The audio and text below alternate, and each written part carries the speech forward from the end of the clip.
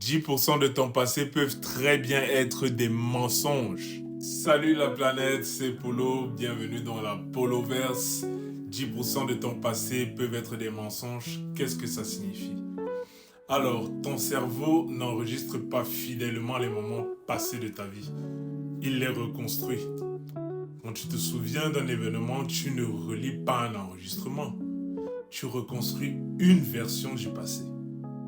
Et ce processus passe par des zones du cerveau comme l'hippocampe qui réassemble les informations à chaque fois que tu fais appel à un souvenir.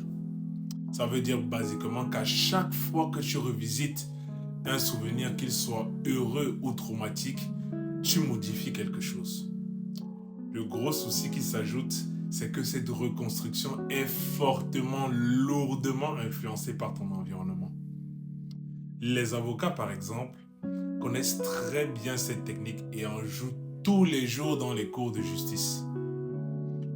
Vous voyez, les questions qu'ils posent, qui sont bien calibrées, peuvent modifier le souvenir, modifier un témoignage, remplacer simplement un mot dans leurs questions, modifie carrément le souvenir. C'est pour ça que les témoignages oculaires ne sont jamais considérés comme 100% fiables. Ton cerveau ne te ment pas.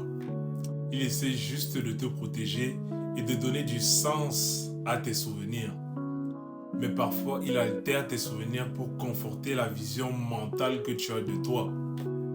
Alors prochainement, repense aussi à 2 fois lorsque tu dis avoir la certitude d'un événement passé.